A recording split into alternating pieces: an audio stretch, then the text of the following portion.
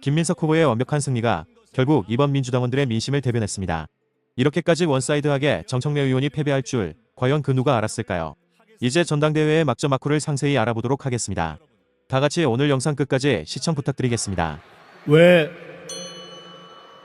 민주당에 들어오셨습니까? 민주당원 이제 몇 년 되셨습니까? 왜 민주당에 남아 계십니까? 국회의원도 장관도 지방의원도 아닌데 뭘 꿈꾸십니까? 어느 대통령을 제일 사랑하셨습니까? 언제 민주당에 실망하셨습니까? 그럼에도 왜 오늘 이 자리에 계십니까? 그럼에도 왜 민주당이 나의 당이라고 생각하십니까? 그럼에도 왜 민주당이 뿌리고 맏형이고 책임정당이라 생각하십니까? 혹시 꿈에라도 홧김에라도 독재하고 탄핵되고 내란수계와 부하들이 이끌었던 저쪽 당으로 가버릴 생각을 해보셨습니까? 혹시라도 그쪽에서 왔는데 역시 민주당 오길 잘했다 하는 판단이 바뀌신 적이 있으십니까? 전당대회마다 대선 경선마다 그렇게 서로 싸우는데 그럼에도 왜 민주당이 하나가 돼야 한다, 하나가 될 수 있다 이렇게 믿으십니까? 당원 68년 차 97세 권노갑과 당원 36년 차 60대의 김민석과 당원 6개월 차 20대 청년 당원이 1인 1표 권리 당원으로 하나 된 정당. 오늘 우리는 그 민주당의 역사를 추가하고 미래를 창조하기 위해 이 자리에 모였습니다. 맞습니까? 옆자리의 동지들과 인사합시다. 먼 길 수고하셨습니다. 환영합니다. 반갑습니다. 우리가 언제 민주당과 우리가 배출한 대통령들에 대한 지지를 바꿔본 적이 있습니까? 우리야말로, 여기 있는 우리야말로 민주당의 코어들입니다!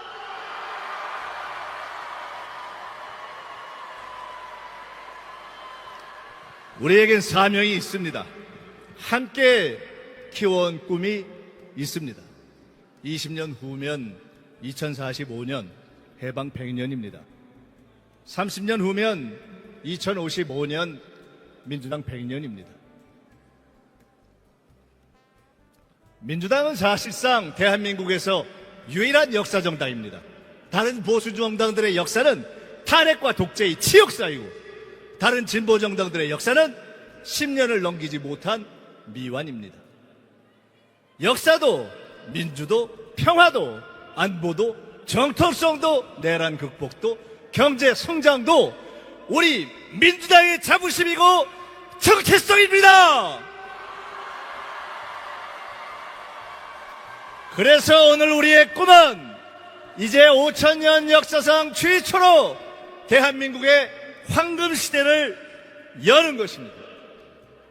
인도의 시성 타고르가 예견했고 BTS와 캐대헌이 예고했고 엔비디아의 젠슨 황이 인정했고 이재명 대통령님과 저 김민석이 함께 꿈꿨던 K 황금시대가 우리 모두의 꿈 아닙니까? 단군의 홍익인간 꿈과 백범의 문화국가 꿈과 김대중 노무현 문재인 이재명의 꿈과 여기 우리 모두의 꿈이 하나이고 대체불가 대한민국이고 K 황금시대 아닙니까?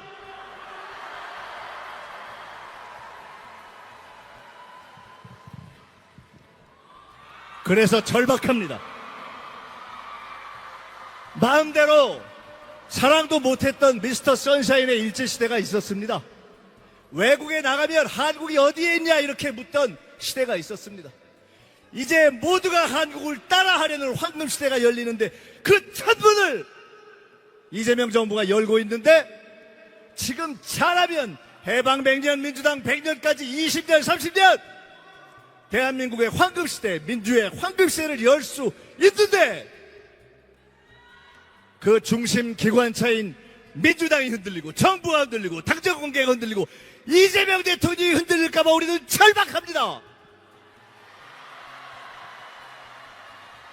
제가 처음 국회의원에 나섰던 92년 이후 34년 어떤 선거도 이번처럼 절박하지 않았습니다.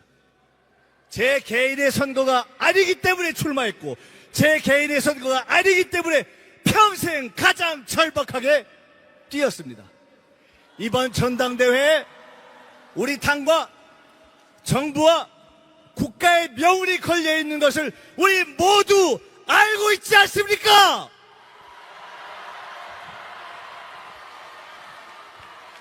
오늘 우리의 투표, 여러분의 투표는 1인 1표 당원 주권 시대 여러분의 첫 투표이지만 대의원으로서는 마지막 투표일지도 모릅니다.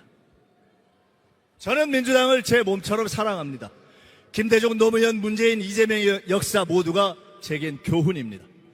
저처럼 당을 사랑하고 저보다 더 당을 사랑하는 대의원 동지 여러분, 100만 당원 모두와 같은 한 표이지만 오늘 우리의 한 표는 민주당 역사의 한 표이고 연륜의 한 표이고 깊은 숙고의 한 표이고 책임의 한 표이고 민주당을 대표하는 당원 그룹의 한 표이기 때문에 일하는 민주당, 이기는 민주당, 화합의 민주당을 한 표, 안정 과반으로 당을 확고하게 안정시키는 한 표, 선출될 당대표에게 그래 화끈하게 일해보라고 잘해보라고 힘과 기회를 주는 한 표, 민주당의 역사가 항상 대표를 새로 뽑을 땐 힘을 실어줬던 그런 한 표를 무겁게 행사해 주시기를 간곡히 부탁드립니다.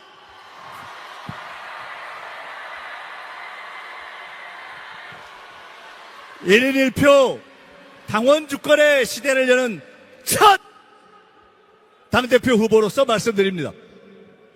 권리당원은 책임의식을 장착한 진정한 주권당원이 될 것입니다. 당원도 성장하고 진화하고 발전할 것입니다. 그 과정에 국절도 있을 것입니다. 이번에 제기된 이중당적 유령당원 비자발 입당도 차차 정리될 것입니다. 입당과 권리 행사는 누구에게나 보장되지만 자율적 의사와 거리가 먼 공작적 투표 행위나 집단도 정리될 것이고 당신과 유리된 갑툭튀 깜놀수위 변동도 결국 사라질 것입니다. 필요하면 신천지 통일교 특검도 도입될 것이고 당은 순수한 민주적 정치 결사로 청화될 것입니다. 진정한 당원 주권 시대를 위해 가짜 당원의 경선 농단은 반드시 뿌리를 뽑겠습니다. 시인의 이야기처럼 껍데기는 가라. 가짜 당원에겐 조용한 퇴장의 기회를 줄 것입니다. 저는 당을 사랑합니다. 민주당의 모든 대통령들을 만났고 배웠습니다. 36년의 당 생활, 18년의 야인 생활을 통해 성장했고 당이 맡긴 모든 과제를 해냈습니다. 영역의 개인사를 넘어 마주한 민주당 당대표직은 민주당의 아들 김대중의 적자 이재명의 동지, 노무현과 문재인 당선의 태풍의 눈을 뚫고 온 김민석에게 숙명이기 때문에 도와주십시오.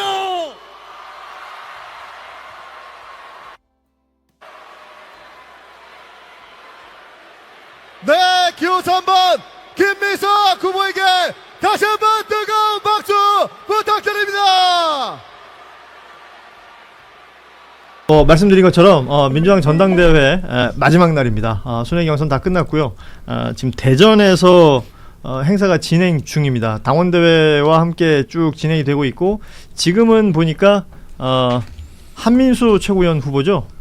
지금 최고위원 후보들 간에 연설이 좀 진행이 되고 있는데 방송 진행 중에 당대표 후보들의 연설이 진행되는 순간이 오면 어떤 메시지 나오는지 짧게라도 현장 연결해서 좀 들어보도록 하겠습니다. 그 전에는 뭐 저희끼리 또 이야기를 좀 나누고 전당대회 얘기도 해보고 그 외의 뉴스들도 좀 짚어보면서 오늘 함께 하도록 하겠습니다. 일단은 방송을 시작했으니까요. 지금 들어와 계신 분들, 휴일임에도 불구하고 지금 현재 들어와 계신 분들은 좋아요를 저도 지금 막 눌렀는데 좋아요를 꼭 누르고 함께 시청해 주시면 고맙겠습니다. 자, 지난 주말 동안 이제 뭐 민주당 전당대회 최대 승부처라고 하는 호남 그리고 수도권 경선 결과가 나왔습니다. 뭐 구체적인 수치를 보기 전에 일단 세 분 어떻게 보셨는지 총평부터 좀 들어봤으면 좋겠어요. 우리 김종대 전 의원께서는. 예, 호남과 수도권에 갈라지는 민심을 인상적으로 봤습니다. 일단은 김민석 후보가 다 이기긴 했어요. 예. 그러나 표 차이에서 봤을 때는 호남은 2자릿수, 그 다음에 서울 경기는 아주 근소한, 거의 뭐 동률이라고 봐야 됩니다. 표현하자면 호남에서는 김민석 후보가 압승, 그리고 서울 경기에서는 박빙 이렇게 박빙. 표현을 하더라고요. 네, 거의 뭐 동률이라고 할 그렇죠. 정도로 박빙입니다. 확실히 이번에 호남과 이 수도권의 어떤 그 선택이 있어가지고 두드러진 차이가 향후 앞으로 민주당에 하나의 양대 축이 될 가능성이 높구나, 이런 점에서 뭔가 이제 그 상당히 어떤 여론이 지역별로도 이렇게 양극화되는 이런 양상들이 이제 흥미 있었고, 다만 대세는 그럼에도 불구하고 김민석 후보 쪽으로 예. 기울었기 때문에 앞으로 어떤 포용과 통합의 리더십을 보여주느냐, 이런 차원에서 이렇게 거대한 두 개의 강을 합류시킬 수 있느냐, 호남 강과 서울의 강을 이걸 이 두 개의 물줄기를 갖다가 이거를 그 합수할 수 있느냐, 그런 면에서 이제 하나의 어떤 그 또 시험대가 기다리고 있다고 봅니다. 두 물줄기가 이제 잘 만나서 합수가 될 수 있느냐. 네, 양술이네요, 그럼. 양술이죠. 북한강 남한강이 합치면은 팔당댐에서 상수원을 만든 겨. 그렇죠. 네. 이래가지고 우리가 먹고 사는 거거든. 이게 얼마나 위대한 그렇죠. 합수 과정이에요, 이게. 수도권의 상수원이 거기서 형성이 되니까. 그렇습니다. 예. 예. 좋습니다. 그 호남과 기어이 한마디 더 시키네.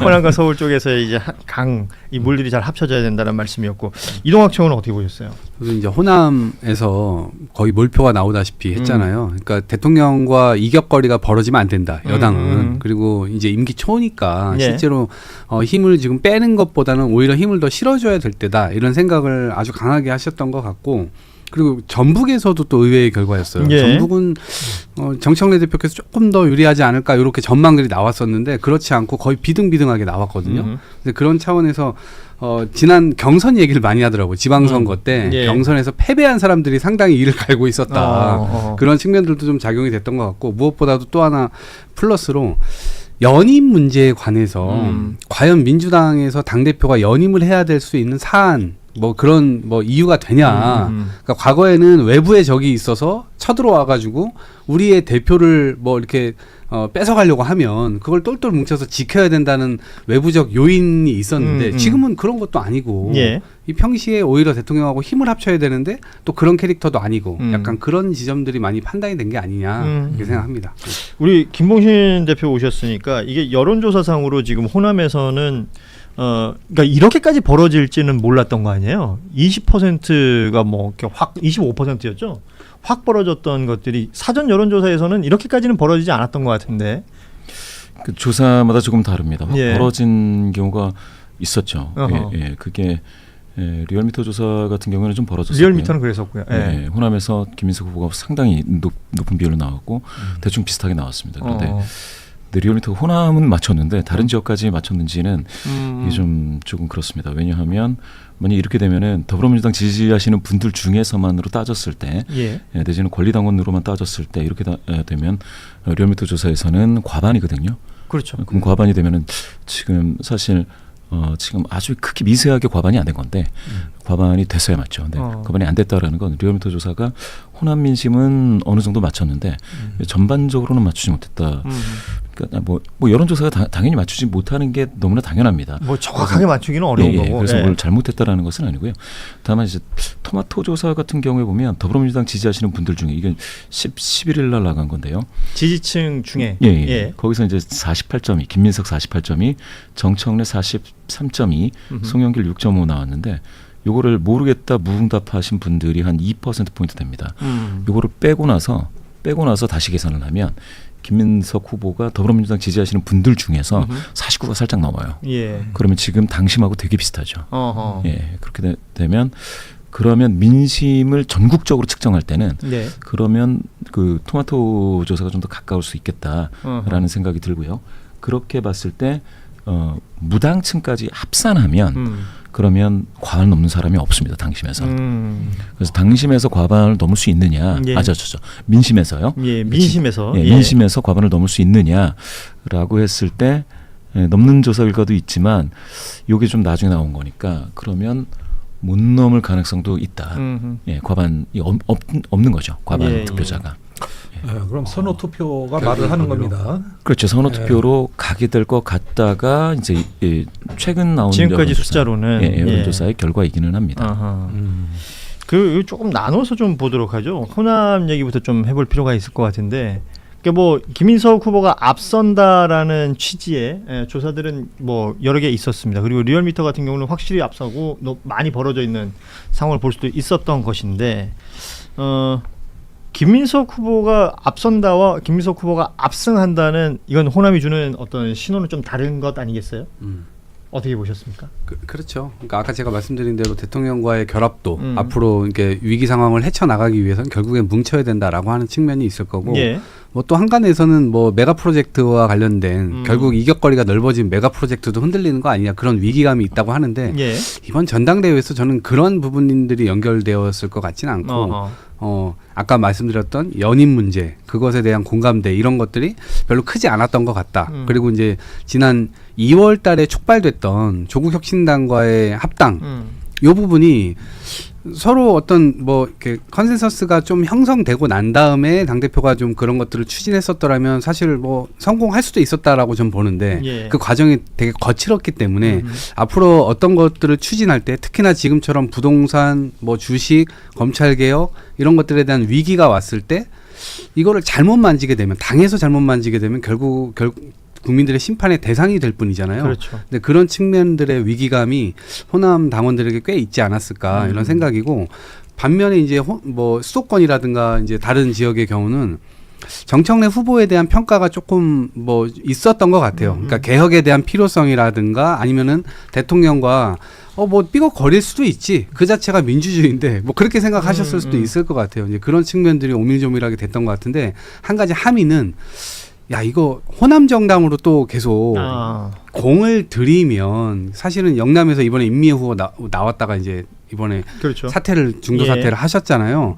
그러니까 확장이라고 하는 부분, 우리가 전국 정당으로 왔었던 그 흐름에서 1인 1표제가 되면서 실제로 당원이 많은 수도권과 호남, 요런 방향으로 당의 어떤 물꼬가 그쪽으로 너무 틀어지는 거 아니냐, 그런 우려는 좀 들더라고요. 그러니까 과거를 어찌 보면 돌아가는 것처럼 보일 수도 있겠다. 김종대 의원은 어떻게 지금 호남에서의 압승은 어떻게 평가를 하시는지? 예, 일단은 호남에서는 그 소위 말하는 개혁 코어 프레임의 패배라고 봅니다. 개혁 코어 정청래는 인물의 패배이기도 하지만은 지금까지 그 소위 말하는 뭐 개혁 코어 그룹이라 그래가지고 사법 개혁을 통해서 중단 없는 개혁을 이렇게 쭉 외쳐왔던 그 프레임이 좀 고립된 것 같다.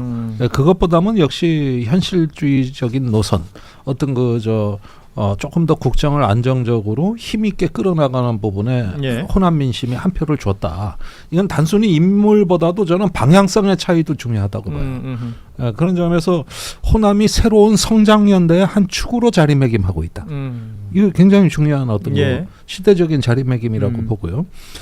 일단은 정청래 후보 쪽에서는 개혁 코어 그룹이라는 게 고립을 자초하는 담론이라는 걸 조금 더 먼저 깨달았었어야 될 것 같아요. 예컨대 미국의 사회주의자들처럼 새로운 어떤 개혁 담론을 풍부하게 차려서 사람들이 그런 걸 갖다가 더 많이 이렇게 누릴 수 있도록 이렇게 서비스해주는 개혁 담론이 아니라 무언가를 구별하고 배제하는 쪽으로 자꾸 이 개혁 담론이 남용되면서 이것이 이제 지역 민심에 대한 경계심을 유발하지 않았는가 하는 생각이 듭니다. 결과적으로 이제 호남 지역에 있는 당원들한테는 소위 말하는 그 개혁 코어 이것들이 먹히지 않았다라고 평가를 하시는 거군요. 예, 그러면서 이제 그 자리를 어떤 그 새로운 성장연대라고 저는 표현하고 싶은데, 이건 뭐 아직 나와 있는 단어는 아닌 것 같습니다만. 네. 이재명 정부가 중도 통합 실용 그렇게 얘기하지만 사실은 제가 보기엔 성장입니다. 성장. 예. 그쪽의 담론이 굉장히 강하게 어필이 되고 있거든요. 그러니까 메가 프로젝트까지 다 합친다면. 그렇죠. 예. 예. 그리고 특히 요즘에 모든 지표가 전부 다 이제 부동산, 주식 다 내리막길을 겪는 동안에도 유일하게 성장 지표는 올라갔습니다. 예. 수출 같은 게 쭉쭉 늘어나지 않습니까? 그다음에 이제 산업과 정치 권력, 게 어떤 그 새로운 또 연대 이런 부분에서 어떤 새로운 신성장 연대라고 해도 과언이 아닌 이런 어떤 그 흐름들이 있는 것 같은데 이런데 지역의 기대감이 어느 정도 먹혀들었다고 봅니다.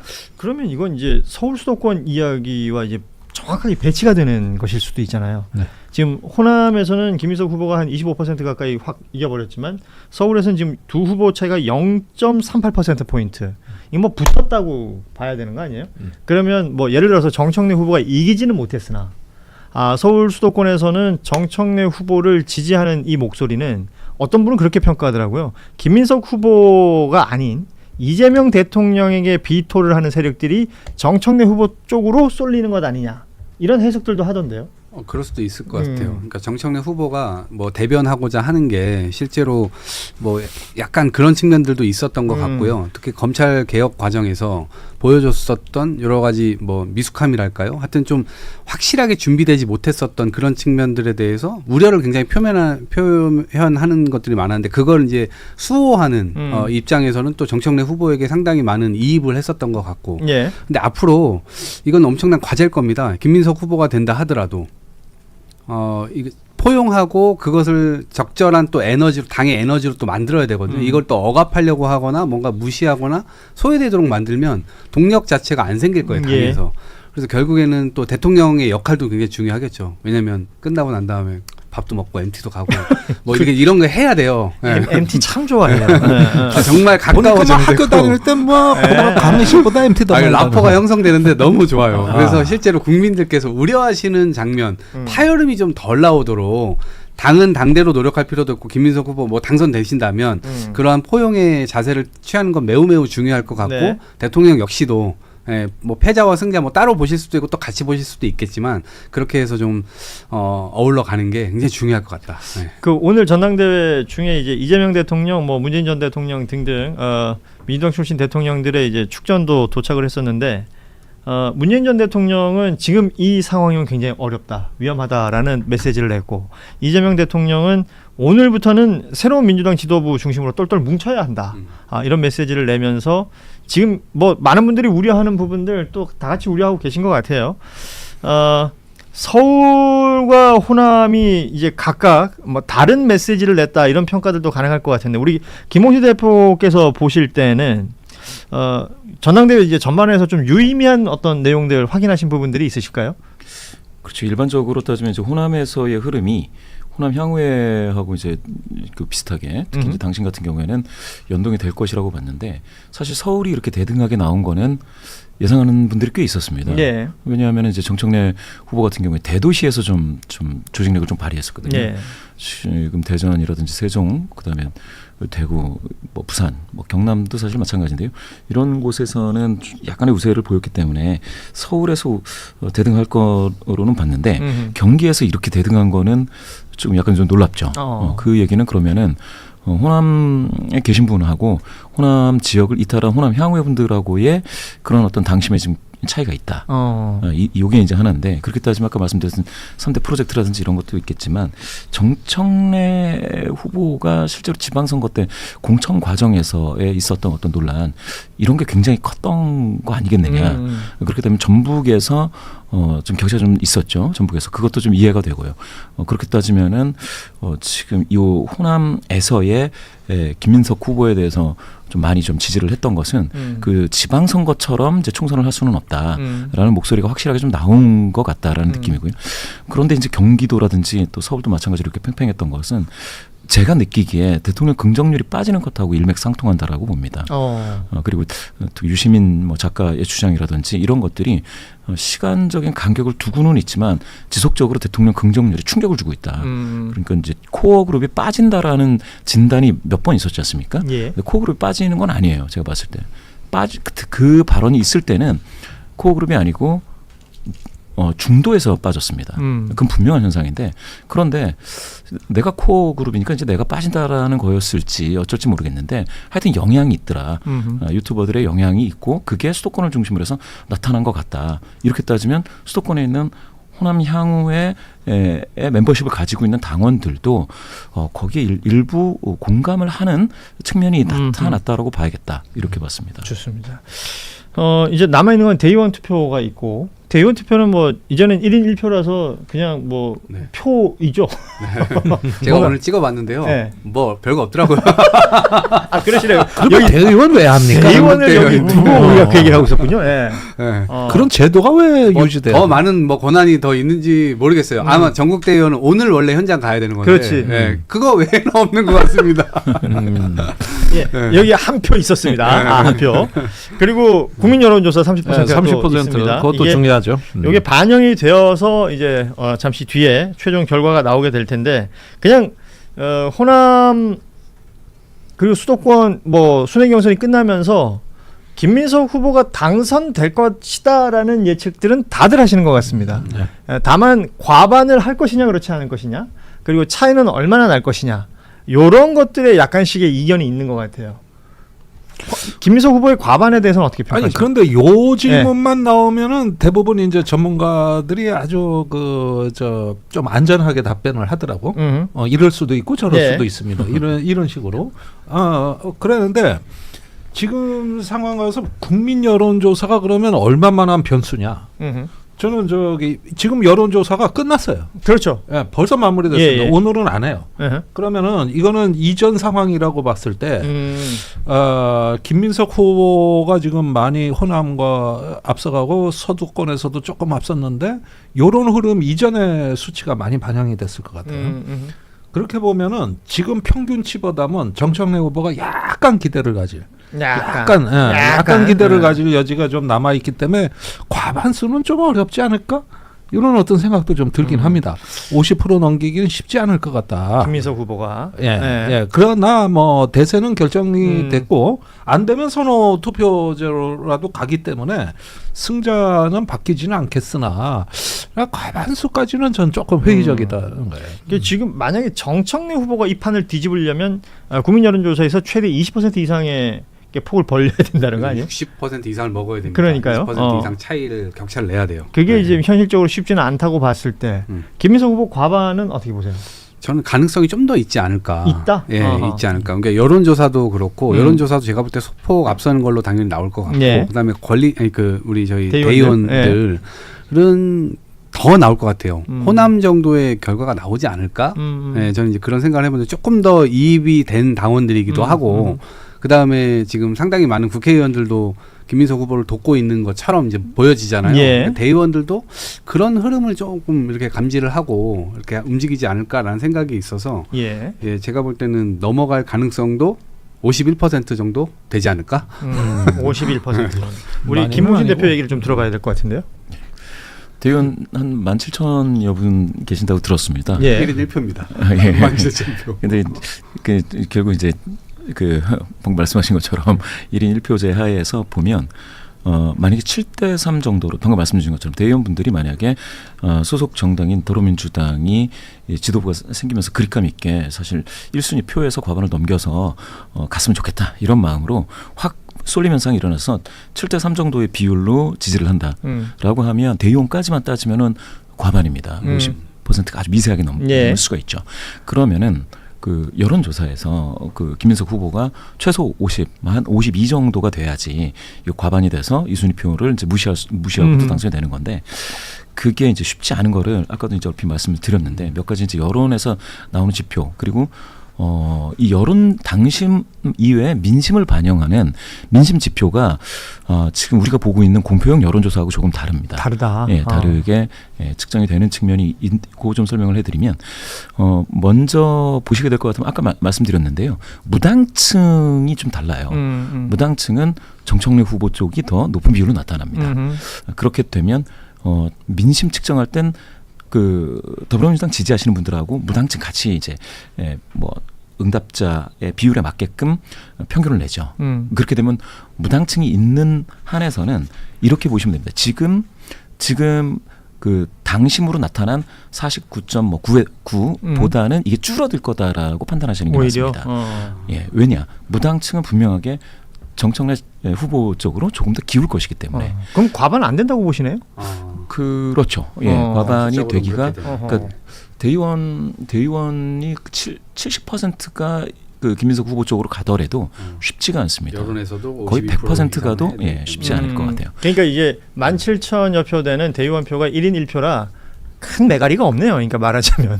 맞습니다. 그 표가 조금 더 더더군다나 17,000명 예. 다 투표하지 않을 가능성이 그러겠죠. 있어요. 그리고 그 표의 70%가 온다 하더라도 지금 말씀하신 것처럼 예. 쉽지 않은 거고 여론조사라는 게 양상이 지금 아시다시피 이제 역선택 방지를 위해서 민주당 지지층과 무당층만 이렇게 국민 여론조사에 참여를 하는데 그 양상을 보면 말하자면 과반은 쉽지 않을 것이다. 그러면 이건 선호투표로 또 가야 되는 거잖아요. 그런데 선호투표는 뭐 아시다시피 이미 뭐 대세가 정해진 것으로 얘기가 되고 있어서 어찌됐건 뭐 대세는 그 큰 변화가 없을 듯하다. 그러나 과반 여부는 뭐 요 정도로 생각해 볼 수 있을 것 같고 사실은 대표 선거보다 최고위원 선거가 그냥 진행되는 양상은 더 재미있었던 것 같아요. 흥미진진하고 호남을 지나면서 1위 후보가 바뀌기도 했었고요.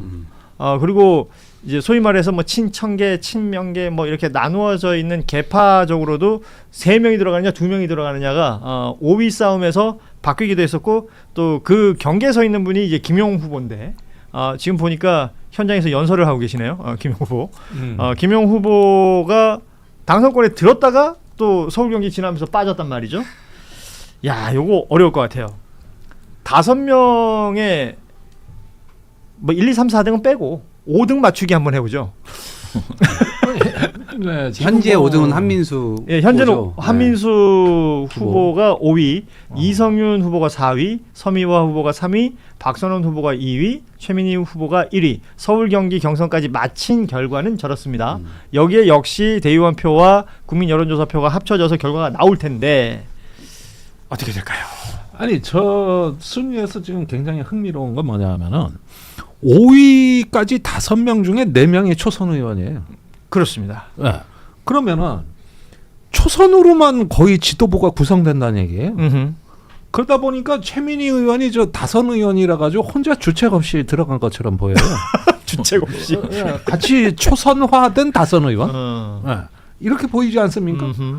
그래가지고 지금 뭐 1위가 지금 간당간당한데 사실 후보들 중에 최다선은 김영호 후보였어요. 그렇죠. 예, 네. 김영호 후보는 뭐 잠시 후에 말씀드리겠지만 임미애 후보와 사퇴 뜻을 밝혔고 그러면서 사실은 김용 후보를 밀어달라 이 얘기와 함께 사퇴를 했기 때문에 이게 모르겠어요. 오늘 대의원 그 투표에 그 영향이 있었을까요? 영향이 있었을 것 같아요. 그래요? 어제부터 엄청나게 돌았어요. 상당히 많은 사람들이 연락이 왔고. 적어도 대의원들한테 직접적인 큰 영향이 있을 수 변수네요. 있으니까. 네, 왜냐면 저거는 5등 싸움은 변수가 될 수 있습니다. 왜냐면 지금 보세요. 4위 김용 후보가 4위 한민수 후보하고 거의 붙었어요. 4,951표 차이고요. 0.15% 포인트. 네, 그다음에 5위 한민수 후보하고 네, 한민수 후보하고는 2,312표 차이예요. 그러면은 대의원 지금 17,000표라고 하면 뭐 12,000~13,000명 정도 투표한다고 치면 예. 이거는 지금 송영길 후보도 그렇고 김민석 후보도 그렇고 나한테 표를 하나 주고 최고위원 한 명은 무조건 김용으로 찍어달라 이렇게 하고 있거든요. 박선원 김용으로 가자. 그럼 상당히 올라올 마지막에 가능성이 약간 있네. 호소 투표가 되고 있기 때문에 그러면 5등은 정말 이거 모를 상황으로 가고 있다. 네. 야, 모를 상황이라 그러니까 더 흥미진진해지는데 우리 이럴 때는 이제 김홍신 대표가 이제 답을 좀 주셔야 될 것 같은데. 그러니까 이제 알 수가 어렵죠, 없죠. 이거는. 최고위원은 네. 진짜 알 수 없죠. 왜냐하면 당 대표는 그래도 뭐 3명밖에 안 된데다가 뭐 1인 1표로 가고 이제 선호 투표제인데 여긴 2표지 않습니까? 그렇죠.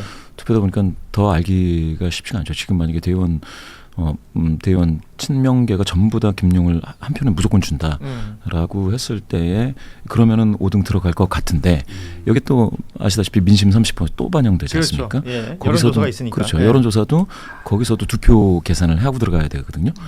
그렇게 되면 여론조사는 또 지금 이 상황이 반영이 되어 있지 않죠. 그렇죠. 무조건 김용 한 표는 또 아닐 수 있는 거니까 거기는. 그거는 어젯밤 얘기였기 때문에 사퇴한 후보들도 그 표는 들어가 있지 않나요? 그렇죠. 그렇지. 이미 여론조사는 저건 진행이 된 이미 거니까. 들어가서 분산이 되어 있는 거잖아요. 사퇴 사퇴를 좀 일찍 하시죠. 때가 늦은 것 같아요. 아니 그래서 비판을 또 많이. 아니, 그러니까 저 사퇴한 두 후보는 100% 대의원을 대의원들에게 호소한 거죠. 그렇죠. 사실은 이렇게 되면 어찌됐건 지금 현재 5위는 한민수 후보고 4위 이성윤 후보 그리고 최민희 후보까지 해서 흔히 말하는 이제 친청계가 현재로선 당선권 안에 3명이 있고요.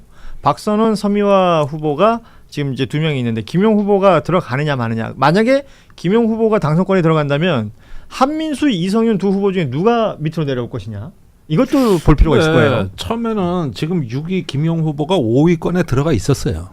초창기에. 예. 예. 그러다가 밀리니까 뒤늦게 사퇴 전략을 쓴 겁니다. 그런데 반면에 친청 쪽에서는 표를 합리적으로 뭐 생월 단위로 이렇게 선택 투표를 한다거나 해가지고 일찍부터 움직여가지고 좀 굉장히 조직적이고 체계적으로 해왔거든요. 그러니까 서울 경기에서 사실은 이성윤 후보가 많이 올라왔잖아요. 그 전 호남 결과 나온 이후에. 그렇습니다. 그러니까 이런 것들이 그 진정한 민심인지 아니면 그 전략적인 어떤 투표 때문인지. 그렇죠. 그러니까 거기에 아차 싶어가지고 부랴부랴 사퇴 파동을 겪은 거예요. 그러니까 최민희 후보 그 지지도가 많이 낮아지면서 예. 이성윤 쪽으로 많이 옮겨간 건 맞습니다. 어허. 예. 그게 그렇게 연동이 되는군요. 예, 전략적 투표가 있었죠. 어찌됐건 그 개파적으로 서로가 우리 편이 한 명이라도 더 들어가야 된다 뭐 이런 정서들이 있었던 것 같은데. 근데 저는 당대표 선거보다 저 최고위원회 권력 지도가 앞으로 민주당의 갈등 요인을 규정하는데 더 결정력이 사실은 있다고 봐요. 자, 말씀드린 순간 저 현장에 김민석 후보가 지금 등장해서요. 연설을 현장 연결해서 저희가 잠시 듣고 이야기 계속 나누도록 하겠습니다.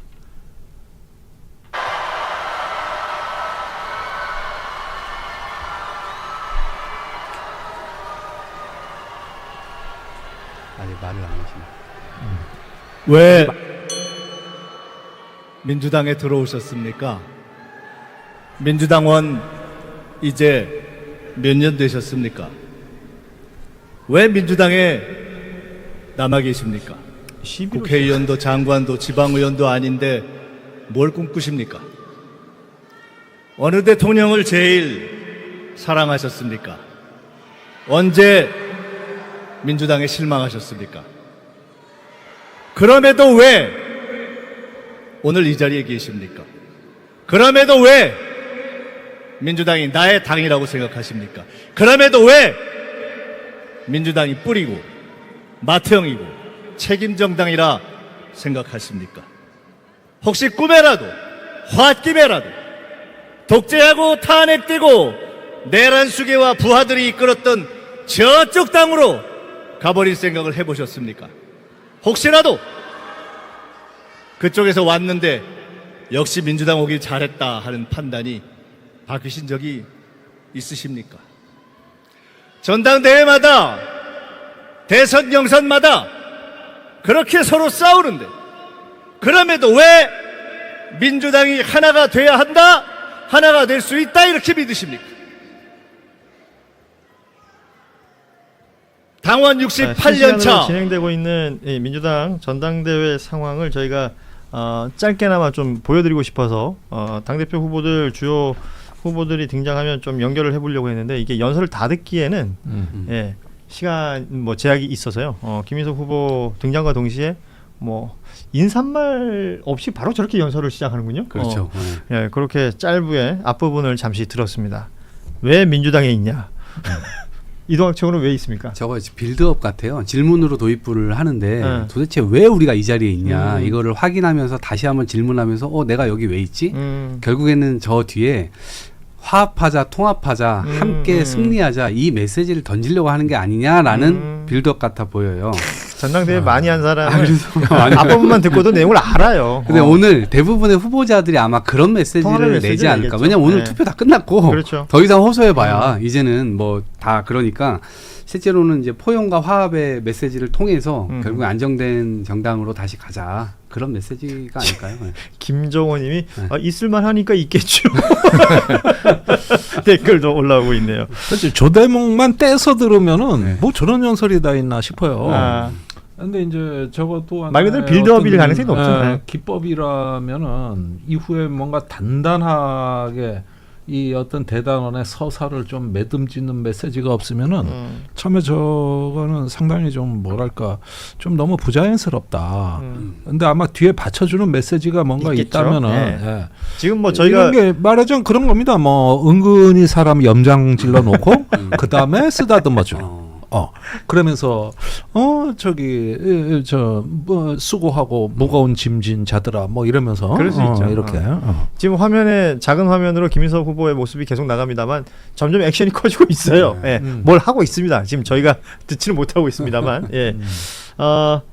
그 최고위원 얘기를 하다가 저희가 이제 현장을 연결했었는데 그 최고위원 후보들 중에 역시 최민희 후보가 뭐 이런 표현이 적당할지 모르겠는데 화제성은 계속 있었던 것 같습니다. 설화도 여러 차례 있었던 것 같고 우리 김봉신 대표는 최민희 후보가 쭉 1위를 달리다가 호남 지나면서 2위로 떨어졌던 적이 있었거든요. 그러니까 득표율 자체가 지역을 지나오고 시간이 지나면서 좀 빠지는 건 확실히 보이는 건가요? 그렇죠. 예. 뭐 아시다시피 호남이 뭐 51만으로서 뭐 권리당원 뭐 숫자로 따지면 상당하죠. 경기도를 제외하면 호남이 단일 광역 중에서는 전남 광주가 가장 컸는데 사실 그때에 이성윤 후보가 주석 그 야청 발언이 있었지 않습니까? 그래서 이성윤 후보와 관련해서 표가 좀 빠지지 않겠느냐 했는데 방금 말씀 주신 것처럼 그 웹자보 같은 거를 보면 그냥 두 명을 그냥 찍어서 계속 돌아다녔습니다. 그러니까 최민희 후보를 뺀 거죠, 사실. 그 웹자보 같은 데서 두 명을 아예 찍어달라라고 하면서 호남을 거치면서 좀 빠졌는데 그래서 조금 놀랐습니다. 이게 처음에는 그 최민희 후보와 관련돼서 오마이TV에 이제 카메라를 막는 그런 어떤 그 논란 때문에 그래서 좀 빠지나 했는데 제가 봤을 때는 철저하게 캠페인의 측면이 있다.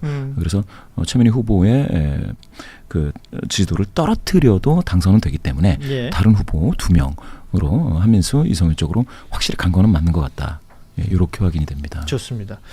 아무튼 지금 저희가 뭐 계속해서 얘기를 하고 있습니다만 이 민주당 전당대회 그 이후 상황을 얘기를 안 할 수가 없어요. 오늘 어찌됐건 결론은 날 것이고 김인석 후보가 지금 가장 유력한 상황에서 이제 새로운 민주당 지도부는 그러니까 지금까지 있었던 이 갈등을 봉합하는 아주 큰 숙제를 안게 됐습니다. 이 숙제를 어떻게 해결해 나갈까? 저는 당대표가 되는 사람보다 탈락한 후보들이 그 어떤 메시지를 내느냐가 사실은 더 궁금해요. 어떻게 생각하십니까? 저는 승복 메시지는 당연히 낼 거라고 생각하고요. 근데 그 승복 메시지가 메시지로 끝날 거냐, 그 뒤에 행동까지 받쳐줄 거냐, 이제 그 부분에 있어서 메시지는 나올 텐데 그 뒤에 아마 당대표 당선자가 뭐 별도로 만나자고 할 거예요. 그러면 이제 그 부분과 관련돼서 바로 뭐 이렇게 피하는 게 아니라 바로 응하고 바로 또 언론 앞에 브리핑하고 뭐 이런 장면들이 며칠 동안 아마 있을 것 같아요. 근데 그 부분에서 얼마만큼 진정성 있게 만나고 또 하느냐 이 부분일 것 같은데 저는 만날 것 같고 메시지도 그렇게 낼 것 같아요. 전폭적으로 어쨌든 이재명 정부의 성공을 위해서 노력하자. 아니 당원으로서 생활해 보셨으니까 알겠지만 저는 후보는 그럴 수 있을 것 같아요. 당연히 그러겠죠. 후보가 나 졌어 삐져서 안 나갈래 이러지는 않을 거란 봐요. 근데 이제 후보가 그렇게 하는 것과 지지층이 지금 그 어느 때보다도 좀 격하게 붙었었잖아요. 이게 이제 극복이나 회복이 되느냐라는 겁니다.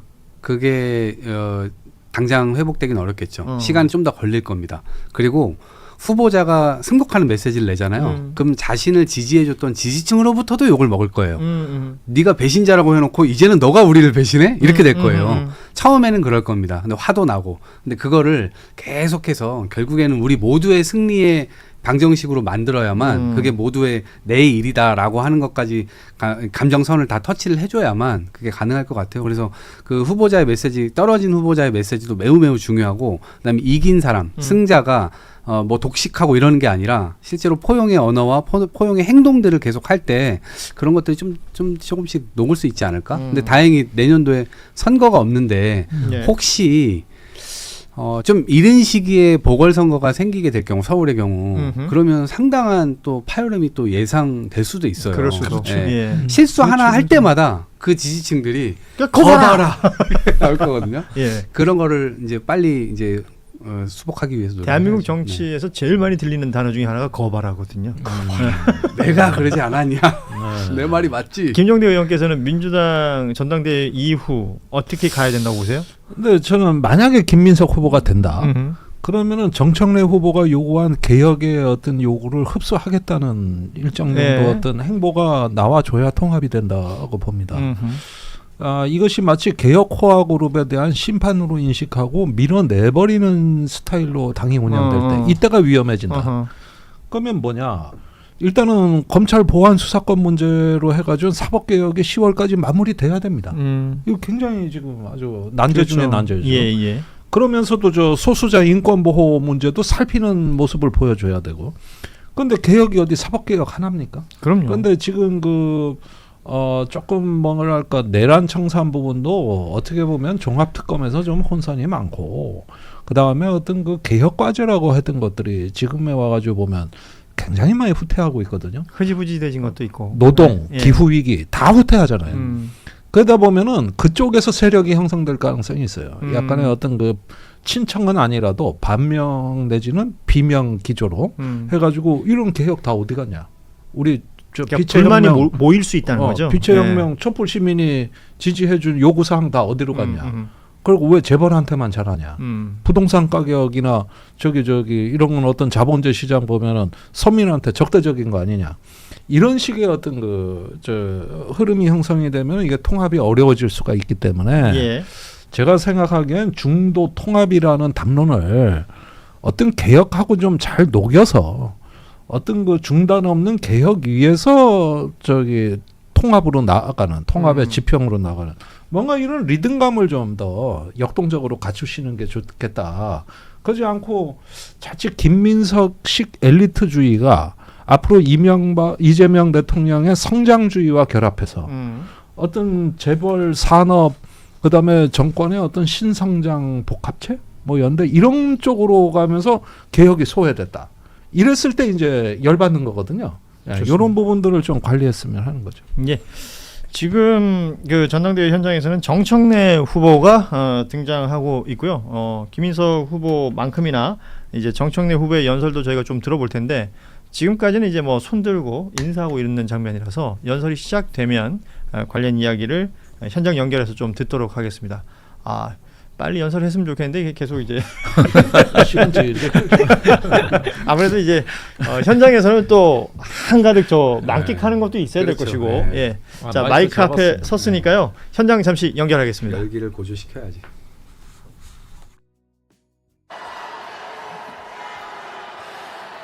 민주당을 민주당답게 더 강력한 개혁 당대표 후보 정청래입니다.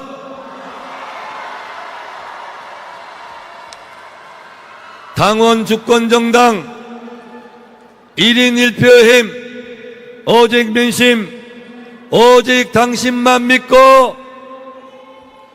얻어 터지고 찔려도 여러분과 함께 달려온 정청래입니다.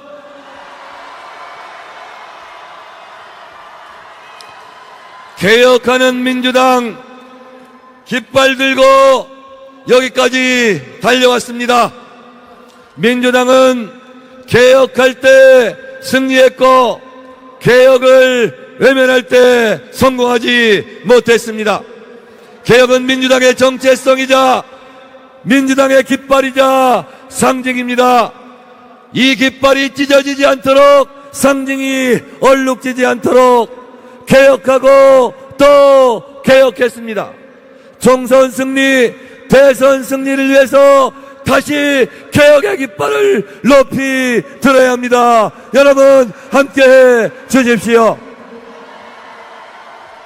네, 정청래 후보의 연설 시작 부분을 함께 했습니다. 지금까지 내오던 메시지와 비슷하게 개혁을 강조했던 그리고 정청래 후보의 행보를 강조했던 내용을 이제 들어봤습니다.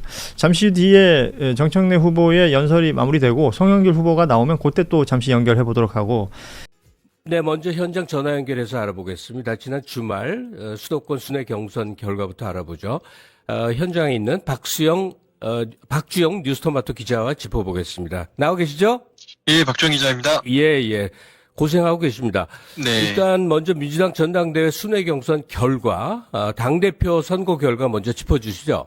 네, 먼저 당대표 순회경선 결과를 보면 일단 김민석 후보가 굳히게 들어갔다 좀 이렇게 봐야 할 것 같습니다. 권리당원 투표 결과만 놓고 보면 이 김민석 후보에게 많이 기울었다, 최종 승리할 가능성이 높다 이런 평가가 좀 나오고 있는데요. 일단 15일 호남과 16일 서울 경기 경선 결과가 발표됐는데 김민석 후보가 호남과 수도권에서 모두 승리를 거두면서 앞서 나가는 결과가 나왔습니다. 결정적 스프전은 특히 15일 토요일 발표된 호남이라고 볼 수 있는데요. 사실 전남, 광주는 김민석 후보가 유리하고 이 전북은 정청래 후보가 좀 더 앞서지 않겠느냐 이런 이야기들이 많았는데 결과만 놓고 보면 전남, 광주와 전북을 합친 결과를 봤을 때 김민석 후보가 57% 정도 그리고 정청래 후보가 33% 정도로 무려 25%포인트 이상 차이가 나는 정도로 김민석 후보가 크게 이기는 결과가 좀 나왔습니다.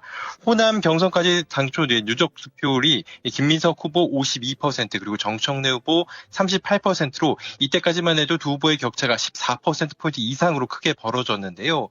호남 경선이 끝나고 난 뒤 민주당 의원들을 만났을 때 이 당대표 경선 결과 이때쯤 끝났다 이런 이야기들 좀 돌기도 했습니다. 어제 서울과 경기 등 수도권 경선 결과에서는 좀 박빙으로 나왔습니다. 김민석 후보가 46.66% 그리고 정청래 후보가 46.28%로 김민석 후보가 앞서긴 했지만 격차가 0.38%포인트로 상당히 좀 박빙의 승부였고요. 지금까지 가중치가 미반영된 단순 권리당원 합산 득표를 보면 김민석 후보 49.91%, 정청래 후보 41.51%, 송영길 후보 8.58%로 김민석 후보와 정청래 후보의 격차가 8.4%포인트 차이가 나고 있습니다. 예. 당대표, 경선 결과는 거의 이제 흐름이 잡혔다고도 볼 수 있는데. 네. 최고위원 결과는 뭐 완전히 요동을 쳐갔고요. 최고위원 네, 경선 결과 어떻게 나왔고 또 눈여겨볼 변화는 어떤 게 있는지요? 네, 앞서 말씀드린 것처럼 지금 당대표는 김민석 후보가 되는 게 상당히 유력한 상황인데요. 반면에 최고위원 선거는 좀 결과를 알 수 없다 이런 이야기가 좀 돌고 있습니다. 예. 지금 순회경선 권리당원 투표를 합산한 결과를 보면 최민희 후보 16.91%로 1위에 올라와 있고요. 그 뒤를 박선원 후보 2위 그리고 서미화 후보 3위로 이어지고 있고 여기서 주목할 만한 점은 이성윤 후보가 이번 수도권 경선을 거치면서 4위로 올라왔고 한민수 후보가 지금 5위에 랭크되어 있는데요. 현재 한민수 후보까지 현재 당선권에 있는 상황입니다. 그 결과로 보면 지금 친청계 후보가 3명이 모두 당선권에 올라와 있는 상황이고 6위 김용 후보가 13.62%인데 5위 한민수 후보 13.7%와 격차가 무려 0.15%포인트 차이로 상당히 접전 양상인데요. 오늘 대의원 투표가 1만 7천 표 정도가 있다고 하는데 이 대의원 투표 결과에 따라서 김용 후보, 이성윤 후보 그리고 한민수 후보의 당선권이 좀 결정이 될 걸로 보입니다. 주말 사이에 최고위원 경선 결과를 좀 보면 호남에선 친명계가 상당히 좀 앞서 있었지만 이번 어제 서울과 경기 경선 결과를 거치면서 친청계 후보가 서울 경기 경선에서 1, 2, 3위로 모두 친청계 후보들이 차지하면서 친청계 후보들이 결과적으로 상당히 좀 약진한 상황인데요. 현재 오늘 대의원 투표와 그리고 여론조사 결과를 합산한 결과에 따라서 당선권 5명이 모두 결정될 것으로 보여서 이 부분이 좀 관심이 모이는 상황입니다. 예. 거기에다가 김용호 후보 3번, 그리고 8번 임미애 최고위원 후보 모두 김용에게 표를 모아달라 하면서 후보 사퇴를 한 바가 있고요, 간밤에. 네, 네. 근데, 오늘 최종 승자가 결정됐는데 구도를 보면 이렇게 되는군요. 일단 당원 대의원 합쳐서 이게 70%를 차지하는데 네. 오늘 그중에 대의원 투표 17,000표가 7,000여 표가 투표에 임하게 되고요. 맞습니다. 네. 그다음에 국민 여론조사가 30%인데 이건 이미 여론조사가 끝난 상황인 거죠. 네, 14일부터 15일까지 이틀간 진행돼서 이미 끝난 상황이고요. 대의원 투표는 오늘 오전 9시부터 오후 5시까지 진행돼서 대의원 투표 결과에 따라 조금 최고위원 선거 순위가 좀 달라질 가능성도 좀 있습니다. 예. 지금 현장에 계신 건가요? 대전 지금 내려가셨나요? 아직 지금 국회에서 지금 대기 중에 있습니다. 아, 지금 이제 내려가려고 하시는 거군요. 네, 네, 네. 근데 어쨌든 대전에서 결판이 난다고 볼 수 있는 건데요. 네. 전망은 어떻게 보십니까?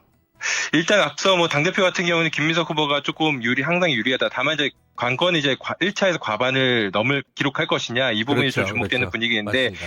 현재로서는 정청래 후보의 경우에는 계속 이제 대의원 투표가 열세인 상황에서 여론조사에서 아무래도 20%포인트 이상으로 김민석 후보에게 앞서야 그나마 좀 역전 가능성이 있는 건데요. 사실상 좀 어렵지 않느냐 이런 이야기가 나오고 있고 주목하자면 역시 과반 기록인데 김민석 후보가 대의원에서 좀 우세한 상황이고 여기에 여론조사상에서도 각종 여론조사 여론조사 결과에 상당히 계속해서 꾸준히 우위인 상황을 좀 보여왔거든요. 다만 이제 여론조사에서는 모른다, 잘 모르겠다, 뭐 없다라는 응답이 포함되어 있어서 약간 과반을 넘지 못한 여론조사 결과가 나왔지만 이번 경우에는 투표한 모든 사람들의 득표율이 그대로 득표율로 올라가는 상황이기 때문에 김민석 후보 측에서는 여론조사에서 50% 넘고 결과적으로 최종 1차에서 과반을 기록해서 1차에서 끝낸다는 지금 기대감을 갖고 있기 때문에 이 부분을 좀 주목해 봐야 할 것 같습니다. 예. 말씀 들은 거를 정리해 보면 결국은 최고위원 한 4, 5, 6위까지는 뭐 어떻게 될지 모르는 거군요. 그렇죠. 4, 5위까지는 특히 한민수 후보와 그 김미영 후보의 표 차이로 보면 2,300여 표 차이 정도이기 때문에 네, 이 부분은 충분히 17,000명이 투표한 상황이니까 언제든지 뒤바뀔 수 있고 또 여론조사 결과도 뭐 각종 여론조사 결과에서 뭐 김미영 후보가 꾸준히 뭐 5위 안에 들거나 그런 결과가 있었기 때문에 이 부분을 감안하면 충분히 역전 가능성도 있고 좀 지켜봐야 할 것 같습니다. 예.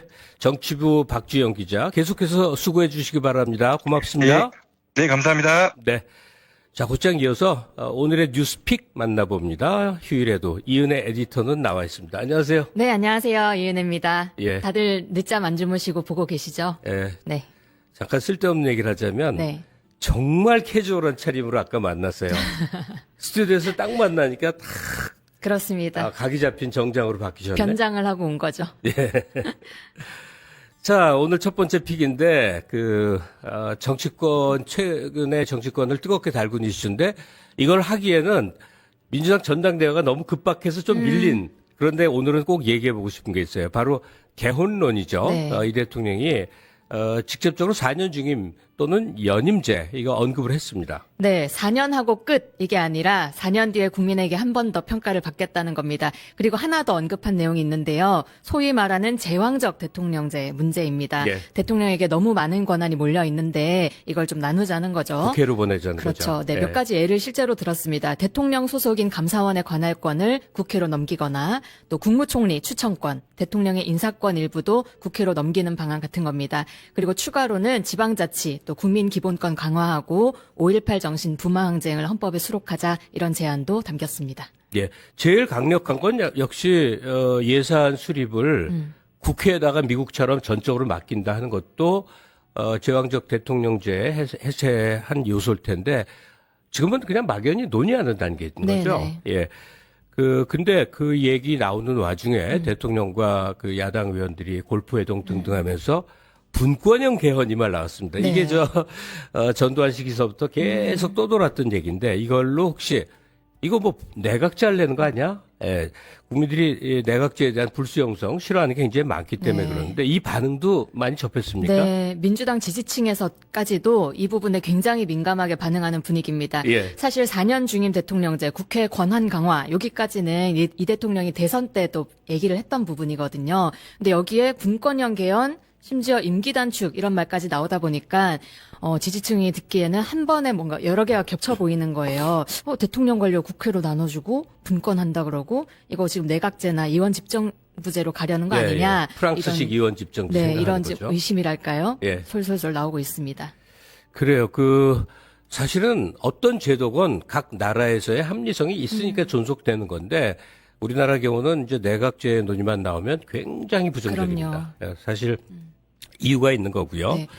민주당 안에서도 실제로 김용민 의원 같은 경우도 예. 분권형 대통령제는 내각제의 다른 얼굴입니다. 이렇게 좀 우려하는 글을 페이스북에 네, 올리기도 네. 했고요. 뭐 유튜브에 여러 진보 스피커들까지도 좀 시끄러운 상황입니다. 시끄러운 게 아니라 뭐 난리가 났다고 난리가 그러던데요. 났습니다. 예. 그리고 여기에 또 하나 소환된 사람이 있는데요. 바로 유시민 작가입니다. 네. 유 작가가 이 대통령의 외연 확장 행보를 좀 강하게 비판했었잖아요. 예. 6월에는 뭐 재건축론이다 하고 7월에는 아예 대통령이 정계 개편을 염두에 두고 하는 행보다 그러면 필패로 갈 수밖에 없다 이렇게 좀 비판을 했는데요. 예. 이번에 이 개헌 논란이 그냥 나온 게 아니라 국민의힘 의원들이랑 골프 치다 나온 얘기고 뭐 김태호 의원 입으로 또 나오고 이러다 보니까 그때 유시민이 얘기했던 그 정계 개편 이런 식으로 좀 연결되는 거 아니야? 이런 의심까지 좀 고개를 들고 있습니다. 뭐 별 생각을 다 해볼 수 있죠. 근데 정계 개편 얘기는 아무래도 당이 모이고 헤어지고 다시 합쳐지는 대충 그 구도에서 나오는 얘기인데요. 좌우간 그 내각제는 안 된다. 뭐 이것만으로 반발한 건 아니고요.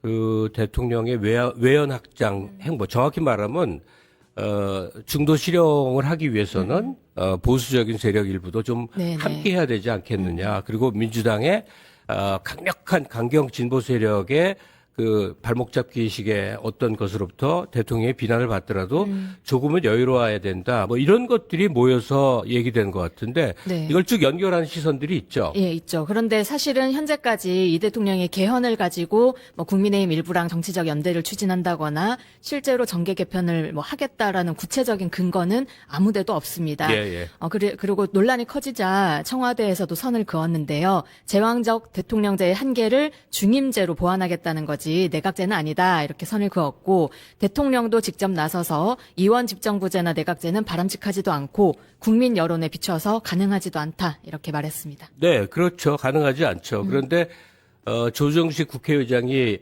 그 인터뷰에서 얘기를 했듯이 국민이 원하면 무엇이든 가능하다. 이게 이제 일각의 입장이기도 하는데 이재명 대통령 한 번 더 하시려고 하는 이게 이제 온갖 뭐 시끄러운 소리를 만드는 진원지예요. 네, 사실 정치권 논쟁은 거기로 확 붙어 있는 상황입니다. 예. 특히 국민의힘 쪽에서 강하게 좀 내몰고 있는데요. 장동혁 대표 이 대통령 향해서 본인은 실컷 제왕놀이 하면서 헌법이 문제라고 하냐. 개헌의 전제 조건은 간단하다. 대통령 한 번만 하겠다고 네가 먼저 선언해라라고 요구하고 있습니다.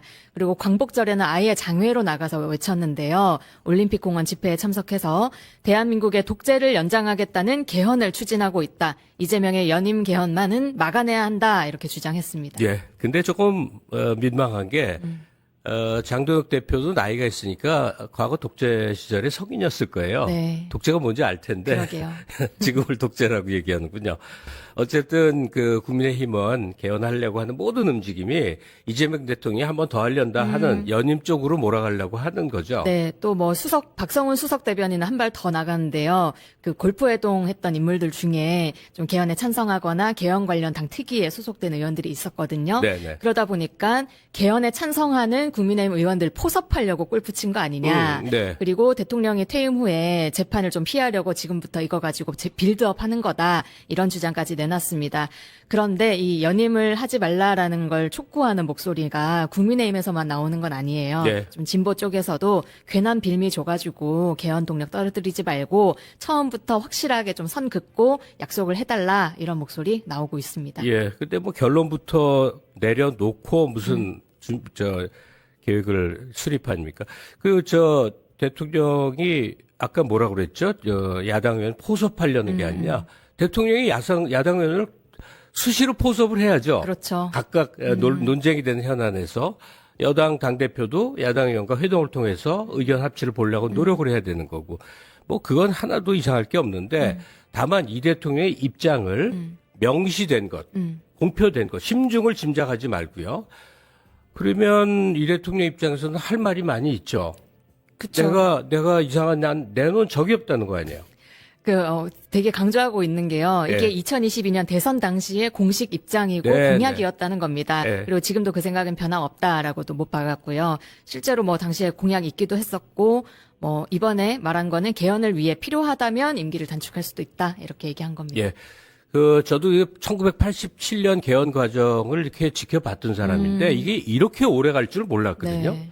서로 한쪽이 주장하면 반대가 또 나오고 그러니까 이런 주장이 오간다 하더라도 실제 개헌까지 갈 수 있느냐 네. 이 가능성인데 어떻게 보세요? 맞습니다. 이게 말은 지금 불은 붙었는데 사실 문턱은 굉장히 높더라고요. 개헌안을 국회에서 통과시키려면 제적의원의 3분의 2, 그러니까 지금 숫자로는 200명 찬성이 필요하거든요. 예. 그런데 국민의힘이 숫자가 있잖아요. 최소 국힘에서도 9명 이상이 동참을 해야 합니다. 네. 실제로 지난 5월에 헌법 전문 개정하는 거랑 그 계엄권 약화시키는 내용으로 개헌안 올라왔었는데 이때 국민의힘 의원들이 아예 표결에 참여를 안 했었거든요. 네. 그래서 투표 자체가 무산이 될 바 있습니다. 그리고 지금 하나 변수가 있는데요. 선관위 개혁 문제 요즘에 좀 불거졌었잖아요. 그렇죠. 국민의힘 내부에서도 대통령 이 연임 문제랑은 좀 별개로 선관위 개혁을 위한 개헌이라면 협조할 수 있다 이런 목소리가 있기는 합니다. 예. 그러니까 여당, 야당이 서로 성격 규정을 어떻게 하든 간에 어쨌든 국사를 결정하는 거는 꼭 필요한 거니까 네. 여야 간의 협상 즉 지난 1년 동안은 진짜 거의 없다시피 했거든요. 네네. 예. 이게 좀 활성화돼야 될 것 같습니다. 하여튼 대통령 연임 문제가 불거지니까 항상 복잡하지만 논의 자체는 시작될 수도 있다 가능성이 보이는 거죠. 네, 그래서 앞으로 좀 크게 두 가지를 봐야 될 것 같습니다. 연임 불추진 선언을 대통령이 할 것이냐. 이게 일단은 당장 뜨거운 논쟁이니까요. 그리고 또 하나는 개헌을 한 번에 크게 할 거냐, 아니면 여야가 합의할 수 있는 작은 것부터 하나씩 할 거냐입니다. 뭐 대통령도 그동안 비상계엄 요건 강화 아니면 5.18 정신 헌법 수록 이런 것처럼 여야가 합의할 수 있는 것부터 부분적으로 순차적으로 하는 방안도 언급을 했었거든요. 뭐 개헌 자체야 누구나 다 필요하다라고 생각은 하는데 이 연임 문제 가지고만 실컷 싸우다가 좌초되지 않을지 좀 걱정이 되긴 합니다. 이 민주주의 국가는요, 국민 투표성 성격의 선거가 많아져야 됩니다. 네. 그러니까 가능한 거 해서 투표 한번 하고 또 더 많이 논의가 무르익으면 뭐 또 다음에 걸 하고 좀 이렇게 좀 전개가 됐으면 좋겠어요. 다음 뉴스픽 가보는데 오늘 좀 시간도 그렇고 좀 짧게 해주시는데 네. 오늘 광복절 대체 휴무와 관련해서 좀 눈길 끄는 소식이 있습니다. 친일 재산 환수. 이거 참 복잡하고 안 풀리는 문제인데 이거 지금 다시 시작된다고 그러네요. 네, 사실 요즘에 최근에 정치권 바깥쪽에서 가장 뜨거웠던 이슈가 배우 하영 씨 친일 조상 하영 그 씨. 논란이었잖아요. 그래서 공연히 집안 자랑하다가 그러게요. 예. 그래서 더 눈길이 가는 뉴스인데 이제 친일파가 일제에 협력해서 얻은 재산을 국가가 되찾을 수 있게 됩니다. 이게 무려 16년 만에 친일재산조사위원회가 부활하는 건데요. 16년 만이라고 하면 이런 게 좀 옛날엔 있었나 보네 싶잖아요. 처음 만들어진 건 노무현 정부 때입니다. 그때 1기 조사위원회가 2006년부터 10년까지 활동을 했었는데 당시에도 토지 2,359필지 찾아내서 뭐 2,373억 정도 이렇게 환수를 했던 기록이 있습니다. 이게 16년 동안 진행이 됐는데, 근데, 이제, 친일 재산 환수라고 할 때 그 연역이 한 80년 넘은 거 아니에요? 네네네. 광복 전까지 이제 쭉. 그러면 땅이 뭐 80년 동안 가지고 있을 리는 없고. 그렇죠. 그러니까 친일을 통해서 획득한 토지나 전답이나 건물이든 하여튼 뭐가 됐든 팔렸으니까 난 몰라요. 우리 조상이 소유했었는지 난 팔아서 이렇게 살고 이제 있어요. 내 손엔 없어요. 이럴 수도 있고 또 다른 거 하나 있습니다. 제가 살다 보면 어떻게 아는 관계들이 있는데 어마어마한 부유층인데 어마어마한 지위를 일본 시절에 누렸던 겁니다. 네. 그걸 건드린다는 게 과연 정권 차원에서 가능한 일인가? 그렇죠. 한국인이 다 아는 어마어마한 괜히 옛날에 토착 외구라는 말이 있었던 게 아니잖아요. 거기 건드리다가는 뭐가 어떻게 절단 날 것 같은 무서운 건데. 자가 재산이 막 바뀌어서 어떻게 할 수 없는 정도까지 왔다. 어떻게 합니까 이런 거. 그게 이번 특별법에서 좀 중요한 부분이긴 합니다. 이미 팔았는데요 하는 게 좀 안 된다는 거예요. 친일파 후손이 해당 부동산을 이미 처분했다고 해도 그때 처분했던 대가만큼은 환수를 하겠다는 겁니다.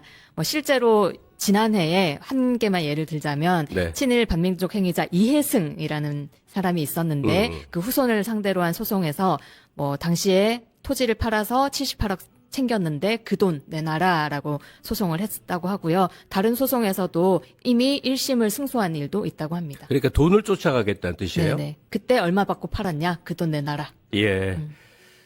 환수할 수 있는 금액이 어느 정도 될까? 만약에 진짜 이론적으로만 얘기하면 상상 초월이겠지만 사실 뭐 현실성을 안 따질 수가 없잖아요. 네. 어느 정도 봅니까? 네, 정성호 법무부 장관이 광복절에 직접 밝혔습니다. 2기 조사위원회 출범하면 최소 325억 원 이상의 재산 환수할 수 있을 거다라고 예상을 했고요. 또 여기서 중요한 거, 그럼 그렇게 환수한 돈은 어디에 쓸 거냐 물어보고 싶을 텐데 환수된 재산은 순국선열과 애국지사 관련 사업기금, 독립유공자, 후손을 위한 복지에 쓰인다고 합니다.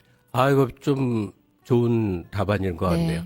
나라에 돈이 없어서 80년 지난 것들 재산을 추적해서 받으려는 게 아니에요. 그렇죠. 국가 기강을 바로 세우고 그다음에 그 부당한 이 돈을 얼마나 올바른 일에 정당하게 쓰느냐 하는 건데 이제 반일 활동으로 항일 무장 투쟁으로 정말 어렵게 된 가족들 돕는 일에 친일파 후손들은 떵떵거리면서 살고 지금까지 독립유공자 후손들은 또 가난에 찌들어 사는 이런 얘기 너무 많이 들었었잖아요.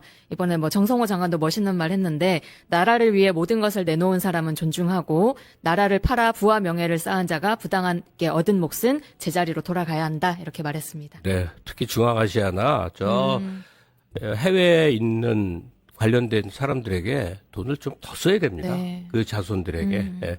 뭐 설사 거기서 약간 오류가 생기면 어떻습니까? 그들 어려운 사람 도와주는 건데.